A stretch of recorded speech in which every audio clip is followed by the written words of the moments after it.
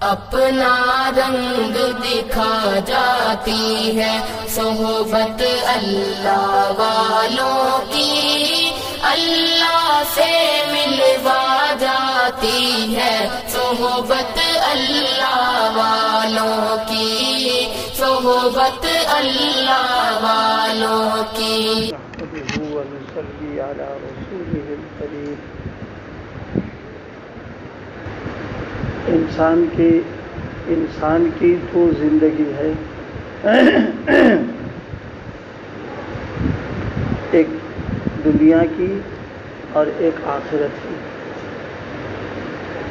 دنیا کی زندگی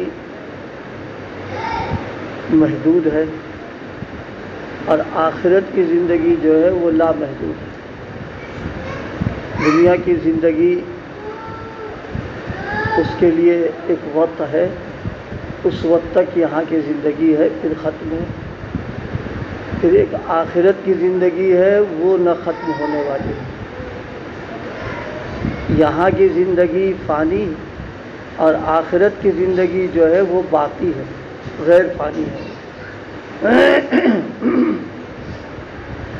یہاں کی زندگی میں اللہ تعالیٰ کا نظام اور اس کی حکمت وہ یہ کہ خوف اور غم ان دونوں باتوں میں سے کوئی نہ کوئی ایک ہے ہر ایک کے ساتھ میں، یا تو خوف ہے اس کو اور یا غم ہے اس کو۔ مثلاً ابھی وبائی بیماری چلی تھی تو ہر ایک کو خوف لگا تھا مرنے کا، موت کا خوف تھا۔ ایسے ہی دشمن کا خوف، ایسے ہی مال کما رکھا ہے اب اس کے ضائع ہو جانے کا خوف، کوئی چوری نہ کر لے، کوئی یہ نہ کر لے، یہ خوف لگا رہتا ہے۔ کاروبار کر رہے ہیں، خوف لگا ہے فیل نہ ہو جائیں کہیں، خوف لگا ہوا ہے کہ پڑوسی نقصان نہ پہنچا دے، حاکم حکام کی طرف سے کوئی بات نہ آ جائے، یہ خوف ہے۔ اسی کے ساتھ میں انسان کے ساتھ غم بھی لگا ہوا ہے۔ مثلاً اولاد نہیں ہے، اس کا غم کھا رہا ہے کسی کو، کاروبار نہیں ہے اس کا غم ہے، مال کم ہے اس کا غم اس کو لگا ہوا ہے۔ غرضے کہ اللہ تعالیٰ نے یہ دونوں چیزیں یہاں کی زندگی میں رکھی، خوف کی بھی اور غم کی بھی۔ اسی لیے آخرت میں دونوں چیزیں نہیں ہیں، آخرت کے سلسلے میں دونوں چیزیں نہیں ہیں، نہ وہاں پر خوف ہے نہ وہاں پر غم ہے۔ آیات میں اللہ پاک نے ذکر فرمایا ہے، ان الذین قالوا ربنا اللہ ثم استقاموا تتنزل علیہم الملائکہ الا تخافوا ولا تحزنوا۔ نہ خوف ہے وہاں نہ غم، کسی چیز کا کوئی خوف نہیں نہ کوئی غم ہے۔ اب جب دنیا میں خوف اور غم دونوں ہیں تو ظاہر ہے ان دونوں کی موجودگی میں زندگی گزارنا بہت مشکل ہے انسان کے لیے۔ ایک طرف خوف کھائے لے رہا اسے، ایک طرف غم جو ہے اسے گھلائے دے رہا ہے، کوئی بھی غم ہوتا ہے غم۔ تو اب ان دونوں چیزوں سے بچ کر کے زندگی راحت کی، آرام کی یا بے غمی کی، بے خوفی کی گزارنے کا واحد طریقہ یہی ہے کہ ایک خوف اپنے دل میں پیدا کر لے اور ایک کا غم دل میں اوڑھ لے۔ بس یہ دونوں چیزیں اگر پیدا کر لے گا تو پھر دنیا کے سارے خوف اور غم جو ہیں وہ اپنے آپ سب ختم ہو جائیں گے۔ اور وہ کیا ہے؟ اللہ تعالیٰ، اللہ تعالیٰ سے تعلق پیدا کر لے، ان کا خوف اور ڈر اور ان کی محبت کا غم اپنے دل میں لے لے تو بس اللہ پاک پھر سارے غموں اور سارے خوفوں کے دور ہونے کی سبیل پیدا فرما دیتے ہیں۔ ایک حدیث میں ہے، حضرت نبی کریم صلی اللہ علیہ وسلم نے فرمایا،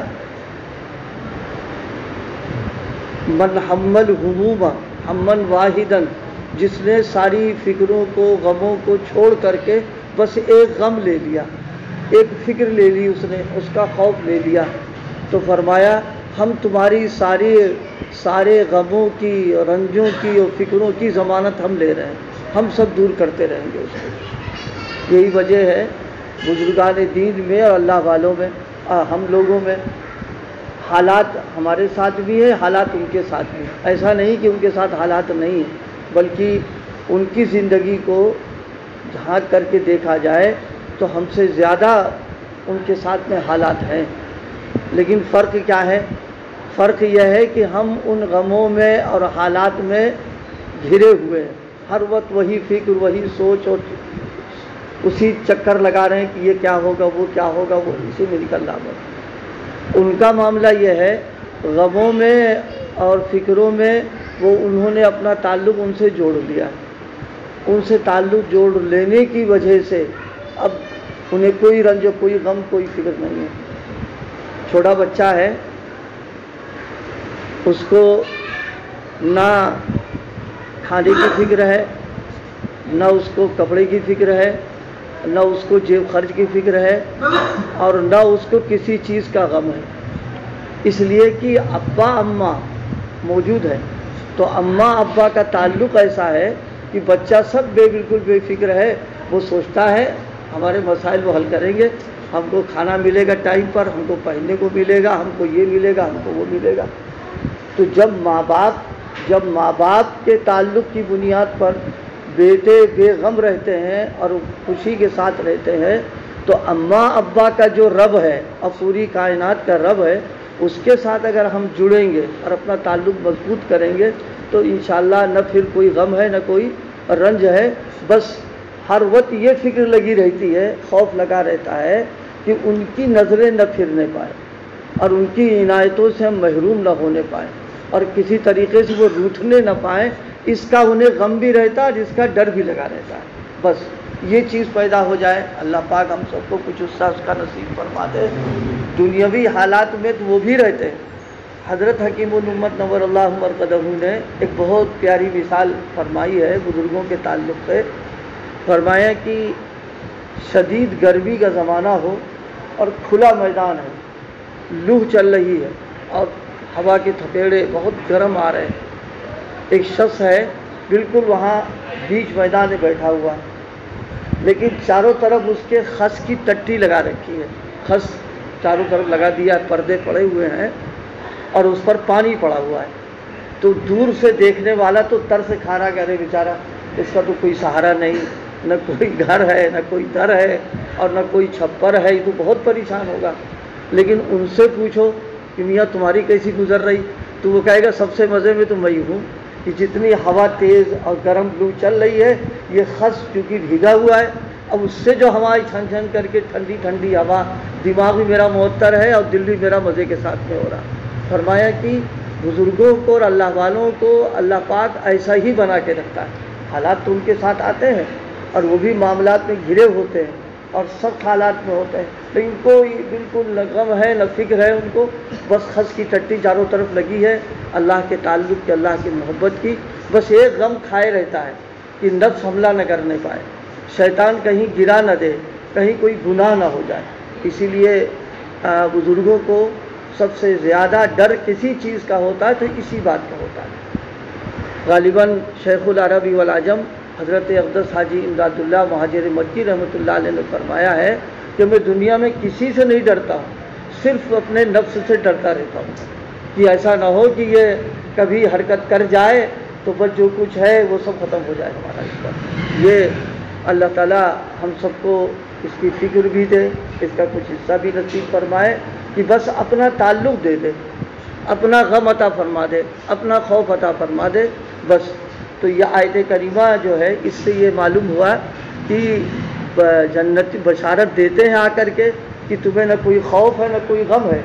اس کا مطلب یہ کہ دنیا کی زندگی میں یہ دونوں باتیں لگی پڑی ہیں، خوف کی بھی ہے اور غم کی۔ اس کو دور کرنے کا طریقہ صرف یہی ہے کہ ان سے تعلق پیدا کر لیا جائے۔ غالباً سیدنا حضرت عیسیٰ علیہ السلام سے سوال کیا گیا، غالباً اس لیے کہا ابھی تازہ دیکھا نہیں، بہت دنوں کا ذہن سے اتر رہی ہوں بات کہیں۔ سوال کیا کہ اگر آسمان تیر، اگر کمان آسمان کو کمان بنا دیا جائے اور تیر جو ہے یہ حوادثات بنا دیے جائیں جو ہوتے ہیں، تو حفاظت کا کیا طریقہ ہوگا؟ تو بہت پیارا جواب دیا، فرمایا تیر چلانے والے کی پناہ میں آ جائے، بس بچنے کا یہی طریقہ، کوئی طریقہ نہیں ہے۔ جب یہ جواب سنا تو سننے کے بعد برجستہ کہا کہ آپ نبی معلوم ہوتے ہیں، کیونکہ نبی کے علاوہ کسی کی سوچ یہی نہیں ہے کہ جب پوری دنیا مصیبتوں سے اور حالات سے گھر رہی ہوئی ہو تو ایسے موقع پر پناہ کے حاصل کرنے کا یہی طریقہ ہے کہ حالات جس کے قبضے میں اس کی پناہ میں آ جاؤ تو بس اس کو عمل مل جائے گا اس پر۔ اسی طرح بھائی اللہ پاک ہم سب کو سارے غموں سے کے بدلے میں اپنا غم دے دے اور سارے خوفوں کے بدلے میں اپنا خوف عطا فرما دے۔ جب ایک غم ہو جائے گا اور ایک خوف پیدا ہو جائے گا تو پھر دنیا کا نہ کوئی خوف ہے، نہ کوئی ڈر ہے، نہ کوئی غم ہے، کچھ نہیں، بس انہی سے لو لگا کے بیٹھا رہے گا۔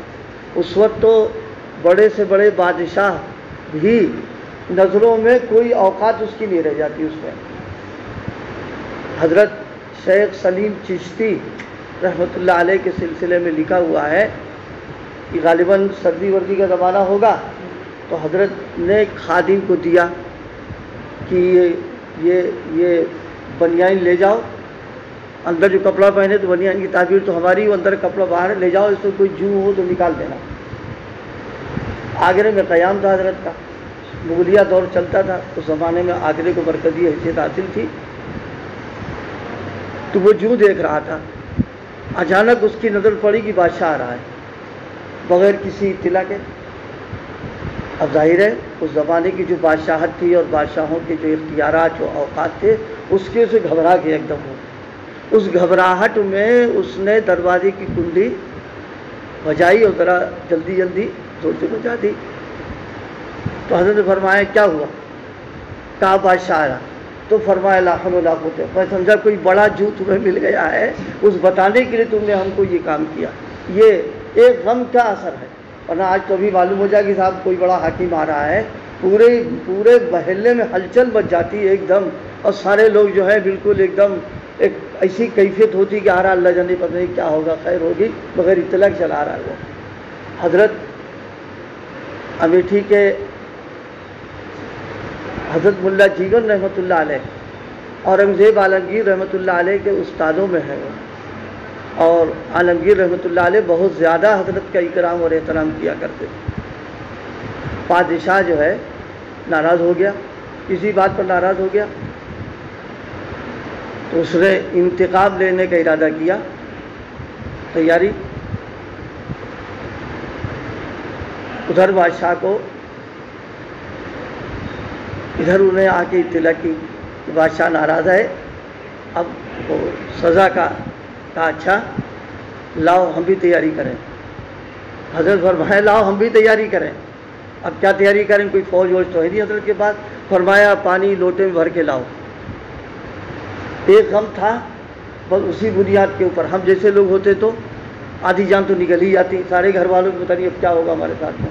فرمایا پانی بھر کے لاؤ لوٹے میں، بس جیسے ہی خادم سے کہا وہاں اطلاع ہوئی کہ مسلح سنبھال لیں، اور ہاتھ اٹھا دیا تو تھوڑا بیڑا غرق ہو جائے گا۔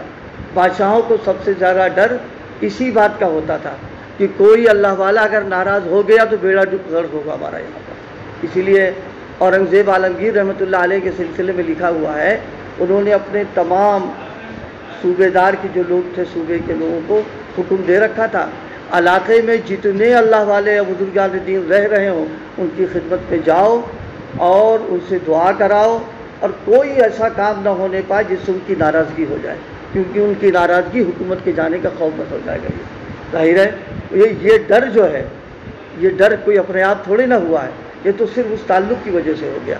تو اس پر بات عرض کی بھائی کہ قرآن پاک میں جو بشارت دی گئی ہے اللہ خوف علیہم ولا هم یحزنون، نہ غم ہوگا نہ خوف ہوگا، اس کا مطلب ہے کہ یہاں یہ دونوں چیزیں لگی پڑی ہیں، اور ان دونوں سے چھٹکارے کی شکل یہی ہے کہ ان کے سے تعلق پیدا کر لیں، جن کے قبضے میں خوف اور حزن ہے ان کا قرب پیدا کر لے، ان کا تعلق پیدا کر لے، ان سے ربط کو مضبوط کر لے، تو پھر کوئی مسئلہ نہیں باقی رہے گا، پھر تو آدمی چین کے ساتھ میں رہے گا، ایک ہی غم کو اوڑھے ہوئے ہے، اللہ پاک عمل کی توفیق عطا فرمائے.